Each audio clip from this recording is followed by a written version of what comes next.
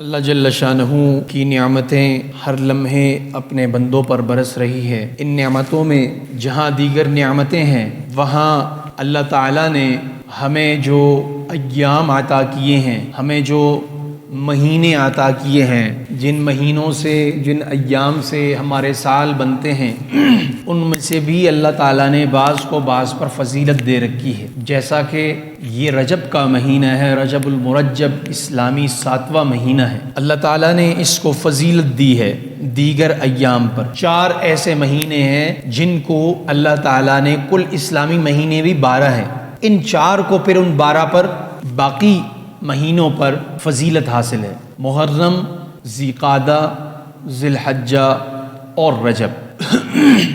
رجب کو اللہ تعالیٰ نے جو فضیلت دی ہے وہ اللہ تعالیٰ جس مہینے کو، جس گھڑی کو، جس لمحے کو، جس فرد کو، جس مکان کو اور جس زمان کو، جس جگہ کو، جس چیز کو فضیلت دے تو ظاہر ہے وہ مقدس، مکرم، مبارک ہوتا ہے۔ جیسے کہ باقی ایام میں جمعے کی دن فضیلت کی ہے، باقی مہینوں میں رمضان کا مہینہ فضیلت والا ہے، باقی راتوں میں جمعے کی رات اور پھر 27 کی رات، عیدوں کی رات، یہ جتنے بھی ہیں تو ان اللہ تعالیٰ نے ان اوقات کو، ان ایام کو اپنی طرف سے فضیلت دی۔ اور اسی طرح جس جگہ کو فضیلت دے، آپ کے اسکیم کی زمین پہ ایک زمین کا ٹکڑا ہے اور اس اسکیم کے اندر مسجد کی زمین، وہ بھی ایک ٹکڑا ہے زمین کا، لیکن اللہ تعالیٰ نے پھر اس زمین کو دوسرے زمینوں پر فضیلت دی ہے۔ اسی طرح زمین کے اندر جہاں جہاں اللہ کا نام لیا جاتا ہے اور سر سجدے میں لگایا جاتا ہے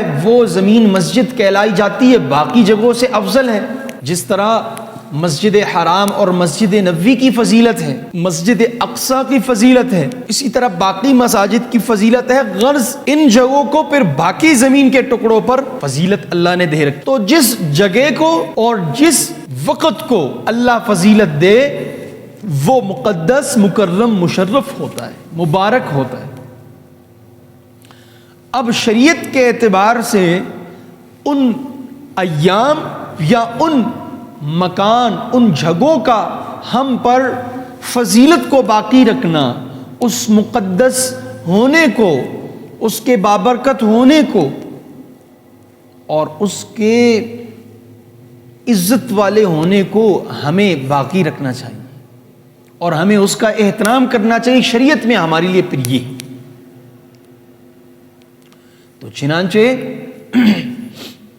جس طرح اللہ تعالیٰ نے ان جگہوں کو اور ان اوقات کو فضیلت دی ہے تو وہاں پھر کوئی چھوٹا سا عمل کرنا باقی ایام کے مقابلے میں بہت بڑا سمجھا جاتا ہے۔ یہ تو بالکل واضح ہے کہ ایک کام آپ مسجد میں کریں، ایک عبادت آپ مسجد میں کریں اور ایک عبادت آپ اپنے گھر میں کریں تو زمین آسمان کا فرق ہے، اور ایک عبادت آپ زمین کی کسی دوسری حصے میں کریں اور ایک عبادت آپ مسجد حرام میں کریں، بہت زمین آسمان کا فرق۔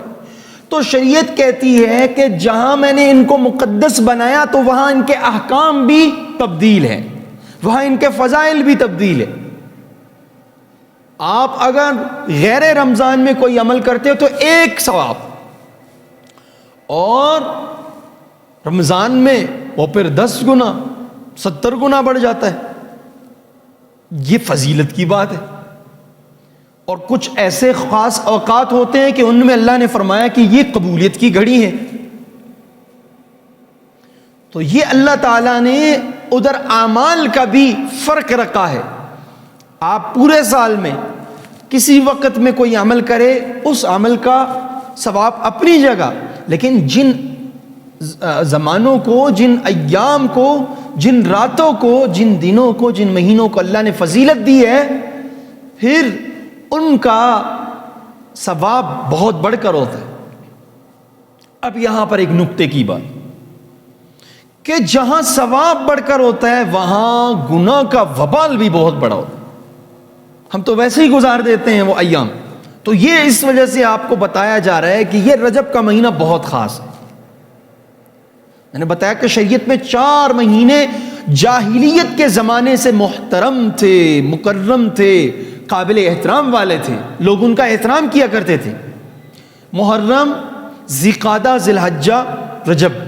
آسان یاد کریں، ذی-قعدہ ذی الحجہ اکٹھے ہیں حج کے، جنہیں موسم بھی کہا جاتا ہے، ایام بھی کہا جاتا ہے، ذی-قعدہ ذی الحجہ میں. اور محرم مشہور ہے، احترام والا مہینہ ہے، پہلا اسلامی سال کا پہلا مہینہ. اور اس کے بعد ہے رجب.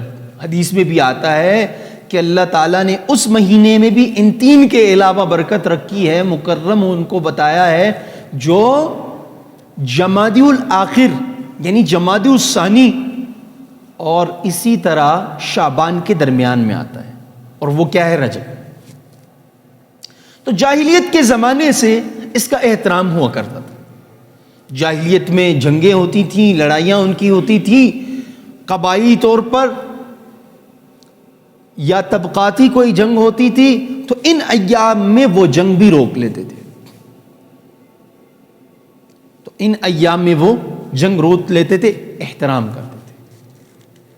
تو اس وقت سے اس کا احترام ہے.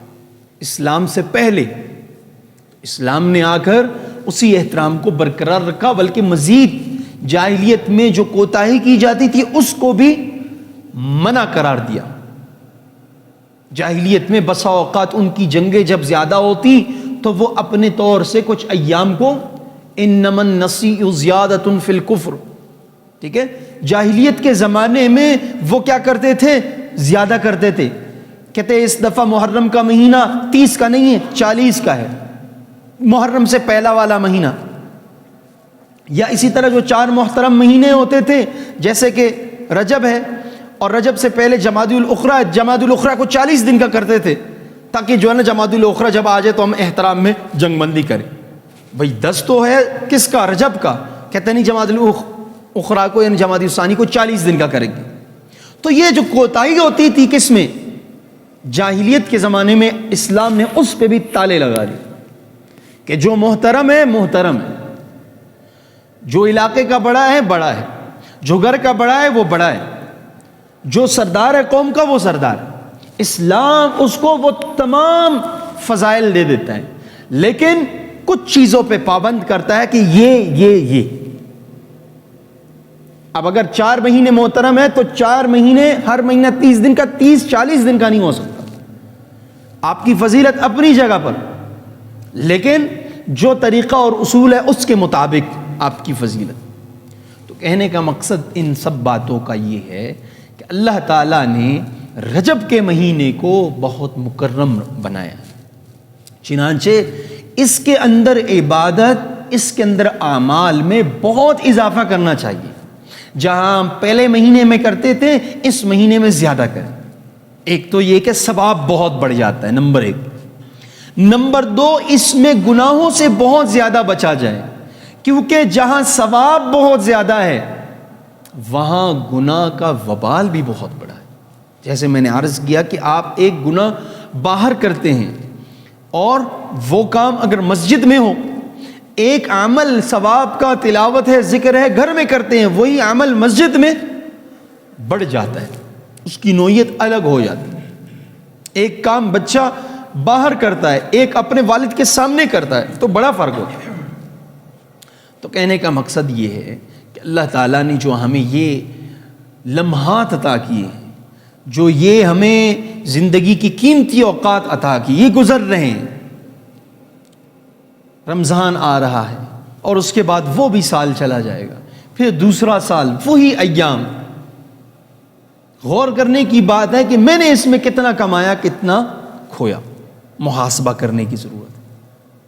اور ایک دفعہ پھر ہمیں یہ رجب کا مہینہ بھی شمسی سال کی طرح اپنے محاسبے پر غور کرنے کی ترغیب دیتا ہے کہ باقی ایام، باقی مہینے عام سے تھے، میں بڑا مقدس مہینہ ہوں، اللہ نے مجھے احترام دیا ہے، تو آپ پہ بھی لازم ہے آپ مجھے احترام دیں.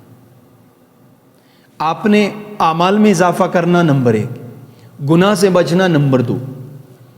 اور اس کی ذرا فضیلت تو دیکھیں کہ اللہ کے حبیب صلی اللہ علیہ وسلم نے فرمایا ہے کہ اللہم بارک لنا فی رجب و شعبان، رجب اور شعبان میں ہماری زندگیوں کے اندر برکتیں عطا فرما یا اللہ، اور ہمیں وبلغنا رمضان، ہمیں رمضان تک پہنچا دے.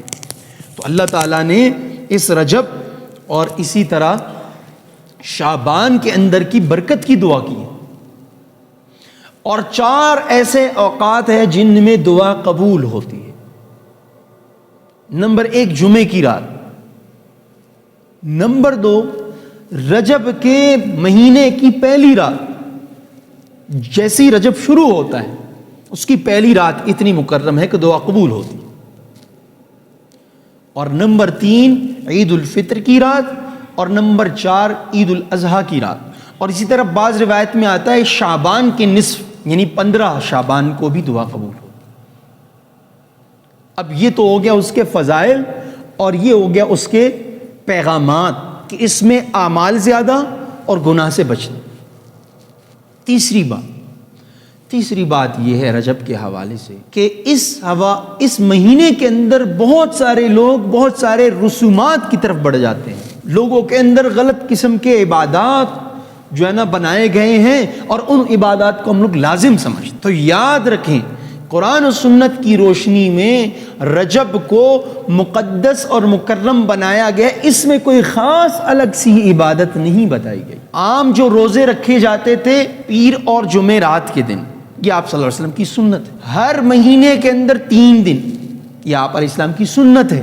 تو اب اس رجب کے اندر کوئی خاص دن بنانا کہ اس دن روزے رکھنا ضروری ہے، نہیں ہے، ایسا سنت سے ثابت نہیں ہے، یہ ہمارا بنایا ہو۔ اور اسی طرح بعض علاقوں میں کنڈے بنائے جاتے ہیں اور کھلائے جاتے ہیں، ہمارے یہاں چونکہ نہیں ہے تو کنڈے کا لفظی ہمارے لیے اجنبی ہے۔ اور خاص قسم کی نظر و نیاز اور مٹھائیاں اور اسی طرح شیرینی تقسیم ہوتی ہے رجب کے اندر، خاص قسم کی عبادتیں خاص طریقہ کار میں۔ تو یہ جتنے بھی ایسے رسومات ہیں شریعت میں ان کا کوئی شریعت بالکل سادہ سمپل واضح ہے کہ رجب کے مہینے کو اللہ نے مکرم بنایا ہے، اس میں اعمال زیادہ کرو۔ اللہ تعالیٰ سے دعا ہے کہ مجھے اور آپ کو اس مہینے کے اندر گناہوں سے بچنے اور عبادات اور اعمال میں زیادہ اضافہ کرنے کی توفیق عطا فرمائے۔ وآخر دعوانا الحمدللہ۔